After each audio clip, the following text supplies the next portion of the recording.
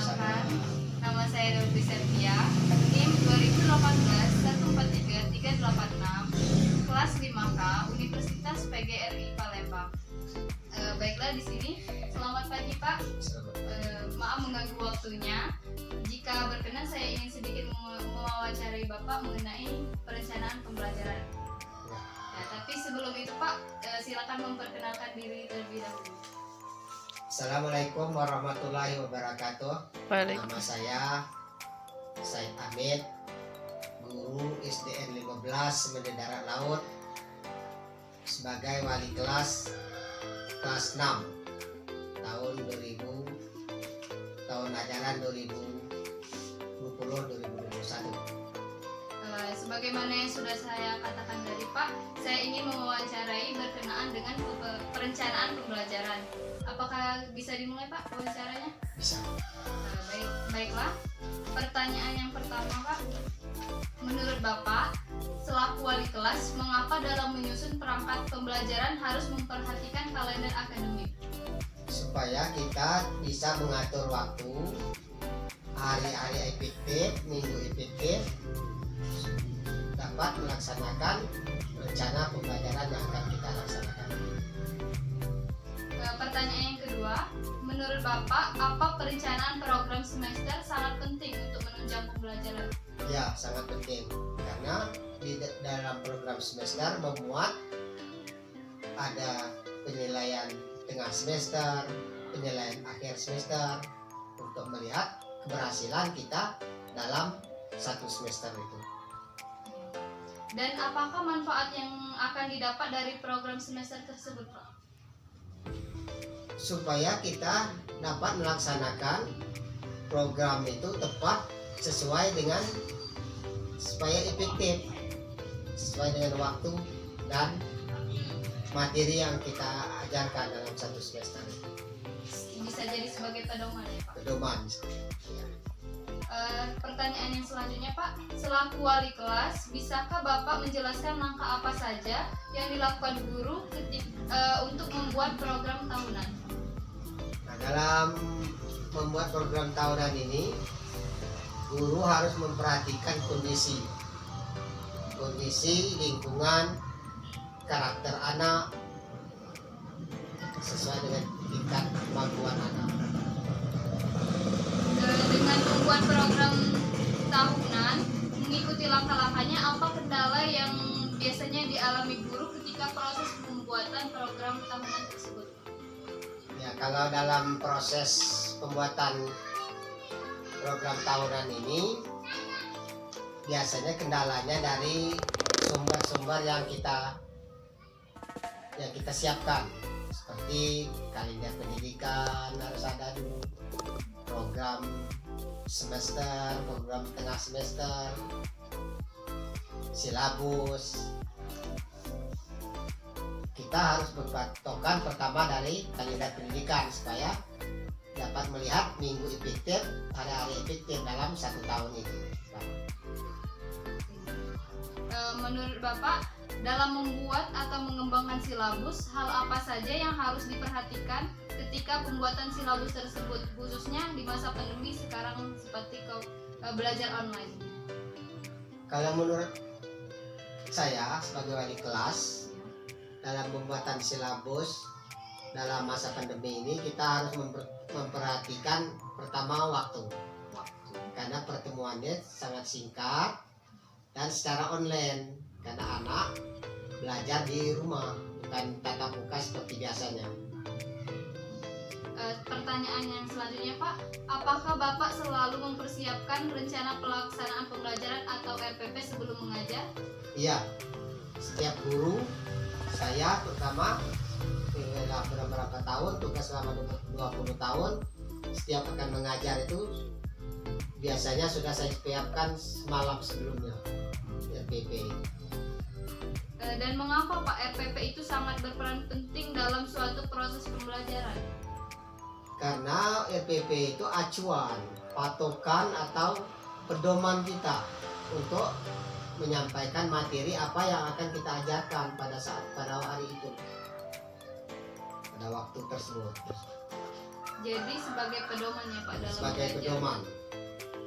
Pertanyaan selanjutnya Pak, menurut Bapak selaku wali kelas, faktor pendukung apa saja yang harus diperhatikan guru dalam membuat tujuan pembelajaran agar sejalan dengan RPP yang dibuat? Faktor pendukung. Faktor pendukung. Iya, Pak. Faktor pendukung itu kira sumber-sumber belajar lainnya seperti dari media, dari TV, dari koran, dari majalah, dari lingkungan. Jadi media ya Pak, faktor Media. utamanya. Bagaimana cara seorang guru mencapai tujuan pembelajaran tersebut? Nah, untuk mencapai tujuan pembelajaran ini, guru harus melaksanakan evaluasi harian, kemudian ada evaluasi tengah semester, penilaian akhir semester.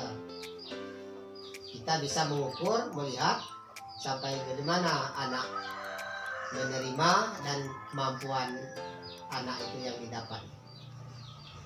Ya Pak. Pertanyaan selanjutnya, menurut Bapak seberapa pentingkah pemilihan atau penggunaan pendekatan, metode, model pembelajaran di sekolah dasar? Sangat penting. Pendekatan metode, model yang apa yang Bapak terapkan kepada peserta didik dalam pembelajaran daring seperti saat ini?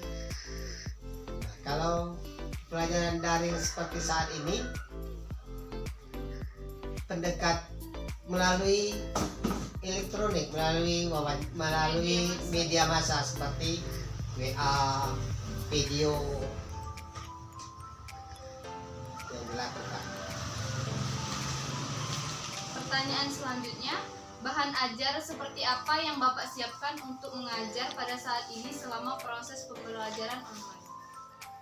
Bahan ajar seperti biasa, seperti buku, alat tulis, kemudian media seperti alat peraga masih kami siapkan, kemudian lewat video. Jadi menggunakan bahan ajar dengan menggunakan media video. Ya, Bagaimana cara Anda memanfaatkan bahan ajar tersebut agar siswa dapat lebih memahami materi pembelajaran tersebut? dengan singkat, jelas dan efektif lah. Jadi dengan menggunakan media pembelajaran yang lebih efektif dan singkat. Iya, singkat. Baik Pak, pertanyaan selanjutnya, bisakah Bapak jelaskan mengapa setiap membuat soal harus sesuai dengan indikator dan tujuan pembelajaran? Karena kalau kita harus sesuai dengan apa yang kita ajarkan, kalau tidak sesuai dengan indikator, maka kita tidak dapat mengukur apa yang kita sampaikan dengan anak-anak kita itu.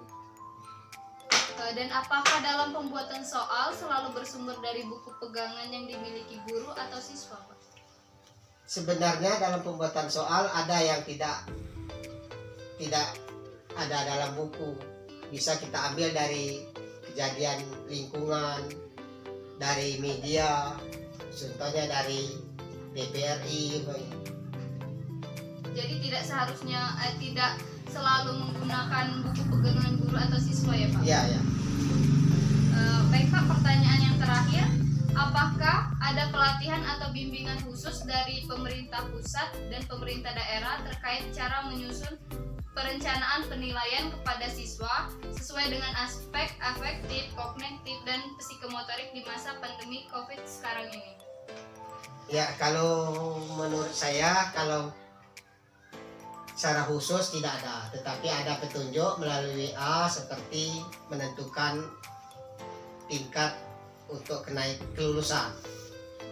Contohnya kami kan tahun ini kan tidak belajar tatap muka banyak kan, jadi ada petunjuk menurut penilaian itu menjumlahkan nilai dari semester kelas 4 sampai semester ganjil kelas 6, kemudian ditambah dengan nilai harian, karena kan tidak ada ujian dan tidak ada tertulis, jadi dijumlahkan kelima itu.